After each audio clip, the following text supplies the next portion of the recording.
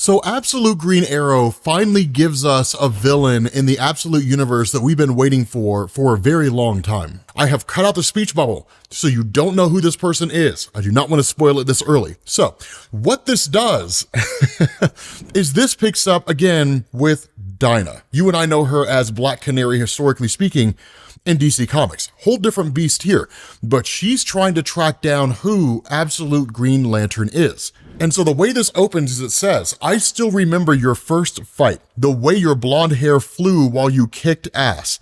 I finally got the nickname Black Canary." And so she's told, "I couldn't find much on the kid you asked about besides his name, Guillermo Garcia." And she's told, this kid's a runaway, right? No leads on why Oliver Queen kidnapped him. Now that was a big revelation that we saw, right? When we saw this kid, you probably remember him. He was the kid that was laying on the floor in what was in effect at one point the base of operations for Oliver Queen when he was alive as the Green Arrow. And he was covered in eyeballs, right? The kid was dead, but we had no clue what was going on with him. But even Dinah says for her, that statement, Oliver Queen kidnapping a kid, it just kind of seemed flabbergasting because despite all of his imperfections, if there's any one thing that we're shown about Oliver in previous stories and even this one here, it's that he is a guy who tried to do the right thing and had a good heart, a legitimately good heart, even though he did some morally questionable stuff. At the end of the day, he was a good guy. And that's why she says, why Queen kidnapped him? Just the words alone. And so she asks, what about his body? Right, those eyes all over it. And that's where she realizes that the Star City Police Department doesn't know because they're getting their information from Hector Hammond, right? One of a handful of the major villains in the Absolute Universe. That is something that I do want to point out here, right? For the most part, everybody kind of has their own villains, but the ones who are manipulating all the villains that the heroes are fighting, right? The kind of Illuminati, so to speak, for lack of a better word, it's a little bit different from DC, right? Those are like the core guys running the show in the Absolute Universe. Hector Hammond is one of them. And because of the fact that, at least in some capacity, the cops are on his payroll, they only know what he tells them. Everything else is scooped up by Hammond and used for his own ends. And so that's where the question's asked, what's going on, Dinah? Because Jack has no clue. She says, I wish I knew, Jack, but I might have just put a target on you simply for asking. And so that's when you learn about the history between Dinah and Jack, specifically in relation to her dad. It's not an overly important part of the story itself, but I do think it is kind of worth covering because it will probably become important later on down the line. He just says, right, your dad was my best friend on the force. Me and you are family, whether he likes it or not. You ask me for whatever you need. And so she asks him, right, when's the last time you reached out to dad? And the response of Jack, your dad hates me, man. Like he thinks I'm some kind of a pariah. And that's where Dinah just says, you're not. And honestly, I'm just waiting for my dad to figure that out. That from her dad's perspective, the way that she explains it, right, that her dad always wanted to believe that there was more to what their mom did, that the world's more complex than people that we love betraying us. But the world's simple, that it's just really, really hard. And to a degree, that's true, right? The world is a simple place. People are complicated, but because people are the dominant force in the world in turn becomes complicated. And so it's interesting here, right? Because she says, surviving means being harder than the world, which is why she's such a tough SOB in this comic. And she says, I was hoping the Star City Police Department would know more than what Malcolm had told me, but I have one lead left to stop all of this from spinning more out of control. And so that's when you pick up with a few days ago where the Green Arrow makes his move. He shows up to this place and there's this guy begging for his life after the people around him are just filled with arrows, right? And she says, Hammond had been hiding since the first attack because Green Arrow was going after the ultra wealthy and basically Hector Hammond. And she says, the Green Arrow killer knew that Hector Hammond would eventually return to the penthouse that he'd so proudly spent millions on home security for. And we were counting on it because the whole thing was a trap. It turns out this guy is not Hector Hammond. He's just an actor, right? The cops close in that Malcolm Merlin, the guy working alongside Dinah Lance for Hector Hammond to track down the Green Arrow, that they all literally ambushed this guy. And that's the crazy thing, is because Dinah says our techs realized the killer had somehow hacked into Hammond's security network. That's how he was getting access to his targets. And Malcolm wanted to personally oversee a trap, but it turns out it was no measure of a trap at all, because Absolute Green Arrow had laced the windows, or one of the windows, of Hector Hammond's penthouse and detonated explosives and literally got himself an out. He was one step ahead, right? And so at this point, you pick up with Dinah confronting Roy Harper. Now, historically speaking, in DC Comics, Roy Harper is the sidekick of Oliver Queen, right? You know him as Speedy or Red Arrow. But in the Absolute Universe, their relationship isn't one-to-one like it is in the main DC universe. In fact, Black Canary tells us that. Roy Harper was one of Ollie's best friends. He made millions off of a price comparison app for prescription meds and was at the top of Hammond's suspect list. So basically, he made the Absolute Universe equivalent of GoodRx, to be quite honest. And she says, I combed through every number in Harper's phone logs, and 2 months before he left town, he made a curious call to his realtor. That realtor had once introduced him to a brownstone with an absurd asking price. No wonder it was still empty after years on the market. And so in the conversation between the two of them, right, she says, it's been a while since summer camp, because I was aiming for your leg, right? She pinned him to the wall and almost hit him in the shoulder. I love just how, like, the way Dinah's portrayed here, right? Where she's like an 80s cop, right? Without the cocaine and being in too deep. And so Roy Harper says, like, who the hell are you? And so at that point, Dinah just says, either explain why I found this on your coffee table and what you've been doing these last few nights, or hope my aim does not get worse. Because understand, in this hunt for who the identity is of Green Arrow, what's been happening is Dinah's been going down a list. And basically the list is people who have historically been the sidekicks of Green Arrow in the main DC universe, right? It's just being adopted here in the Ultimate Universe in a different way. Roy Harper was at the top of the list, but she's also here for another reason. Because while this does seem suspicious, right, there is a Green Arrow running around attacking everybody, using a bow and arrow, killing people. Roy Harper has a history with him, and he's got a bow and arrow in his place. I mean, honestly, it makes it look like he's the guy. But his response here, right, I just bought it essentially for protection. And so when he goes to look at the handgun, right, that's when Dinah's just like, don't even think about it, home slice. You're not fast enough, right? I promise you, I'm not the most accurate person with this arrow, but I can get it in you, right? I can literally hit you with this arrow. I'll hit you somewhere, but I will hit you. Right, so do not reach for that gun. And so that's where his statement is, so what are you waiting for? Right, kill me like you killed Oliver. And so she asked the question, this is just about revenge, isn't it? You're so obsessed with Oliver Queen, you'd kill him and steal his corpse. And so at that point, the statement of Roy is like, wait, you're blaming me. You're blaming that on me, the death of Oliver Queen. Now, keep in mind, we know how Oliver Queen died. We know Oliver Queen was killed by Hawkman, or was he? Because that's the thing that we kind of have to assume to be true. It looked like it was Oliver Queen. By all standards of measurement, it was Oliver Queen. His body was tossed down on the table in front of the Absolute Justice League, right? That kind of cadre of villains that I was talking about. But that's the only thing we saw. So I don't know, because in the Absolute Superman comics, Absolute Hawkman is willing to do the right thing. So who's to say it actually is Oliver Queen? I don't know, conspiracy theory talk.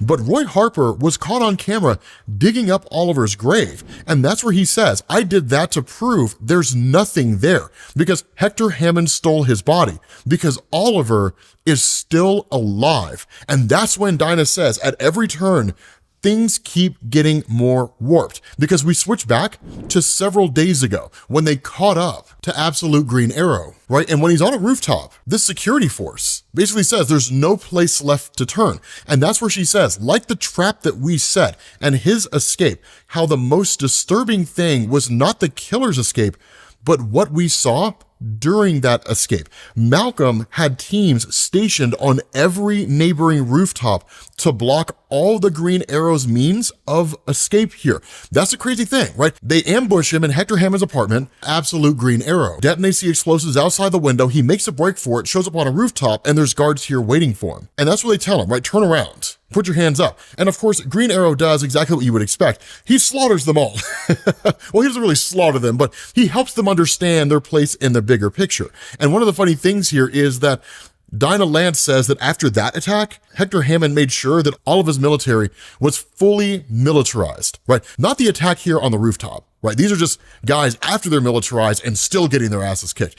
What Dinah's talking about here is the initial attack on Hector Hammond. But she says, all I knew was that this was finally ending. Because what ends up happening is that after these guards on the rooftop are taken out, and what Dinah's responding to when she talks about the disturbing thing that happened after the attack, is Green Arrow jumps off the roof, down onto the ground level, and comes across a couple of guys. And what do? They rescue him. These just regular average Joes. They rescue absolute Green Arrow. Now, of course, Dinah makes it down the stairs. She comes busting out of the door just in time to confront him and actually gets a shot off. Now, she doesn't really seem to hit him per se, but the guys on the rooftop are opening fire. They're aiming to kill because it turns out some of them are actually part of what's in effect a betting pool where they were betting on Green Arrow dying. So they're shooting at him and trying to kill him so they can make money. It has nothing to do with what's right or fair or anything like that. And the whole time Dinah's just like, cease fire, right? There are innocent people here on the rooftop, but these guys don't really seem to care much about collateral damage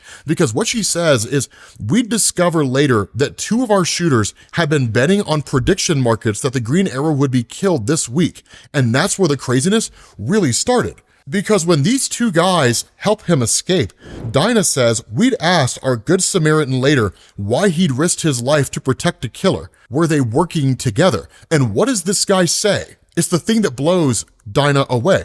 After hours of interrogating, he kept repeating the saddest part, that after everything he'd seen lately, this serial killer felt like the only one fighting for people like him. What does that say? That the world is such a twisted place. Cops are on the take, right? Politicians are on the take, that the only people that feel like there's anyone fighting on their behalf is a vigilante killing all these folks who are secretly running the show. That's the person people are championing. Now, is it right or wrong? I don't know. That's a matter of interpretation. It's simply just to show how dire the absolute universe is in DC Comics. And so at that point, you pick up with a statement made by Brittany Brandon. Now, again, historically speaking, Brittany Brandon is Moonbow in the Green Arrow comics in the main DC universe, but again, associated with Oliver Queen. And so her making this statement, she's also on the list of people that may very well be absolute Green Arrow. And if anything, she kind of makes the same argument to a degree. She says, sorry, no guest this episode, right? In hosting her podcast, I just wanted to talk to you guys because I want to be doing my part with this show to talk about what's happening in the world. But sometimes going through the news, I'm tired. Right? I'm tired of watching obscenely rich bullies win. I'm tired of feeling anxious and angry about it, and then thinking I'm the problem for letting it get to me. I'm tired of being one medical emergency away from having to beg people for online donations, because the news has been making a lot of this recent survey saying 1 in 5 people under the age of 30 would be fine if the Green Arrow's killer is never caught. Let that sink in. They're fine with a serial killer running around the city. And to be 100% clear, I'm not. I am not team serial killer. I put on this show every day to try to inform, do my part, because I know there has to be a better way. I just wish someone would hurry up and show me what it is. But that's kind of the irony here. And that's the crazy thing about the absolute Green Arrow mythos with everything that's going on here. The world is in a very terrible place. People want it to change, but they don't want to see violence be the thing that changes it, because there is a kind of concern about that with vigilantism. It's effectively the categorical imperative, right? An act is moral if and only if everyone can do it. And so if one person can run around as a vigilante, taking the law into their own hands and killing other people, and then society deems that to be morally acceptable, then it means anybody can do it, right? Because now it's morally righteous, at least on a societal level. Whether or not the laws agree is a whole different beast. But as far as society's perception of what is okay and not okay, that becomes okay. Whereas from her perspective, this is a problem. Things are bad, but it doesn't necessarily mean that violence is the answer or the solution to how bad things are.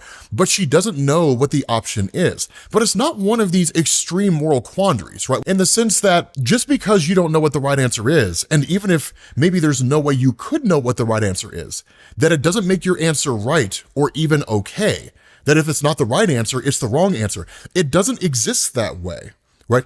This is one of those circumstances where people don't know what the right thing is to do. They just know that the right thing isn't killing people, right? And so it's really kind of an interesting quandary, because at that point you switch again back over to what's happening in the here and now. And Dinah says, I must be crazy, but if I brought Harper in, even to the cops, Hammond would make sure that he and any answers he has disappear. And she says, meanwhile, Oliver's protege, Mia Dearden, had vanished. Before he died, Connor said she was obsessed with something called Miraclo. Not only that, she says, all I learned about the killer's latest victim, the mysterious Edvin Zittel, was that he's Eastern European royalty, whose family were friends of Hammond, even though Hector himself reportedly couldn't stand Edvin. And so when she looks to Roy Harper and says, start filling in the blanks, make sense of how you're associated with Oliver Queen, Roy gives us this bit of a backstory, right? And he says, after Ollie was killed, I knew I had to hide.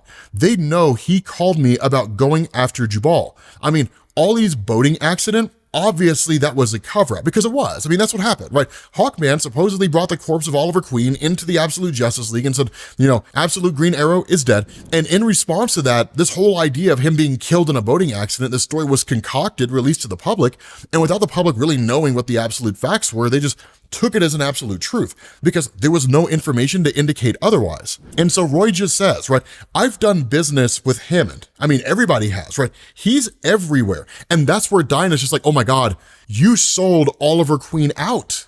You're the one that sold him out to Hector Hammond. And that's where Roy is just like, screw you, right? I just had my assistant remove anything online that linked us. And that's where Dinah says it tipped Hammond off and he got the drop on Ollie. Also, you could protect yourself. And Roy's response, I didn't know what else to do. The company has been having problems. I've got an ex-wife, alimony. And in response, right, Dinah's like, you're a millionaire. I've seen your condo. And what does Roy Harper say? You have any idea what the mortgage on that thing is? There's nothing left over by the time this thing's done, right? My business hinges on one big investor who's best friends with Hector Hammond. And so with him looking just so wired, Dinah's like, are you high? And his response, no, I'm not high at all, which is obviously a reference to Snowbirds Don't Fly, because that was the story where you found out Roy Harper was taking heroin. But the idea here is he's like, try living your life on the fringes for this long and tell me you're not going to look the worst you've ever been. And he says, I don't make piss off of billionaire money, right? And Oliver didn't say he could prove anything or what his plans were. So I just did what I could. And that's where he gets frustrated over the fact and admits that he just keeps making the wrong call. He says, me and Oliver made our first million around the same time. We actually met at this sick archery range. Oliver really committed to his Green Arrow branding, right? This guy was fantastic with a bow and arrow. He was impressed I was younger than him, but I didn't have his talent for investing. I joked that I'd start an app called Red Arrows so people could get rich investing in the opposite of what I did. Really lean into the bit. And he says, but it felt like Oliver graduated to billionaire overnight, and it just made him more miserable. And that's the interesting thing, because he was, right? In the conversation between the two, Oliver reveals that his sister Amiko was doing a kind of, sabbatical thing and wanted Oliver Queen to fund her lifestyle. And he's like, I'm not doing that at all. That's ridiculous. And then of course she called him a hypocrite because he spends time with Jubal Slade, which we know from the Absolute Green Arrow universe that he's basically Epstein. for lack of a better word, right? But that's the crazy thing, is as the conversation between the two of them keeps going, they find a kind of camaraderie here. Because again, Oliver's the guy who always wants to see the best in people, even if there is no good in those actual people. And he says there was a minute that Jubal had a problem partying, but he got his act together. Still, Amiko will not talk to me, and I honestly don't even know where in the world she is right now. And he says, we were just getting along again, but maybe it was all about the money. It's the only reason she associated with me in the first place. And that's where Roy's just like, you know what sucks about succeeding? You think you're going to be different, that you'll be in touch, you'll stay humble, and you'll not screw anybody over. But the world changes around you. Some friends are leeches, others just get jealous. And when you're stressed out, no one cares about your problems. You're rich. Why are you complaining? But if you have a good day, stop gloating, right? You're kind of in a no-win situation. And so Oliver asks a question like, how do you handle it, right? And Roy just says, I prioritize, I guess. I make sure that I'm friends with people who feel like my life is not something to be ashamed of, right? It's one of the reasons why ultra-wealthy people associate with ultra-wealthy people, because they're the only ones that can really understand ultra wealthy people, right? Otherwise, you kind of end up in the situation exactly like that, right? Where if you're having a great day, you're showboating, you're gloating, you're rubbing it in the faces of people who are not ultra wealthy. And if you're struggling, well, what reason do you have to be upset? You're rich, right? So again,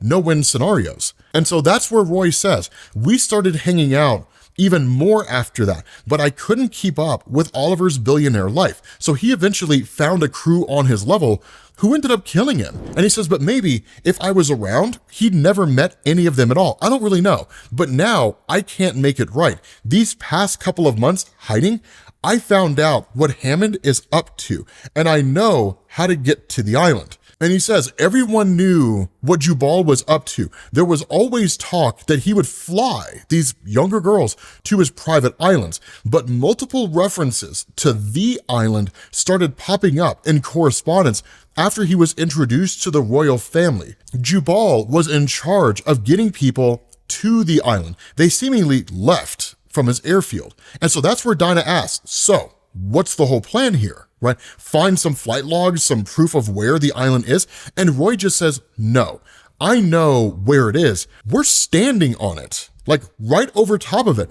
He cracks an elevator. They end up going into it and go straight down. And that's where he says, I've been planning everything for a very long time. It doesn't matter their background. Every billionaire gets obsessed with it.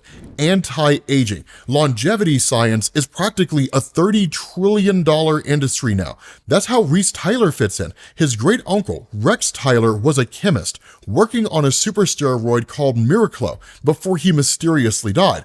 Miraclo boosted one's strength and endurance to almost superhuman levels, but could also warp your mind. Now, we have talked about Miraclo in one of the previous videos, so you're welcome to check that out there, but this explanation is really all we need. He says, Hammond purchased the assets of Tyler's Pharmaceuticals to get it, and messing with it is exactly what they did. They brought back the dead. They brought Oliver Queen back. And that's where Dinah's just like, okay, so Roy's not dangerous. He's crazy. Everything about all of this is crazy. They end up getting into a room, right? On the table, there's a guy, help me, right? And that's where she's like, what the hell? And Roy just says, I don't know, but God, Hammond had test subjects, all codenamed after nursery rhymes, Mother Goose, Hickory Dickory Dock. And then there's this voice that says, Solomon. And at that point, Solomon Grundy appears, born on a Monday. And ladies and gentlemen, I'm going to tell you right now, this guy is a hoss. Solomon Grundy is amazing in DC Comics. This guy can give Superman a run for his money at times. So I am very excited to see where this comic is going to go. Like I said, I gotta be honest, guys, this is probably the best, well, at least one of the top 3 stories in the Absolute Universe right now. But with that being said, guys, we're gonna bring this to an end. Hopefully you guys enjoyed the video. If you did, drop a like. Thank you all for watching, and I will catch you all later. Peace.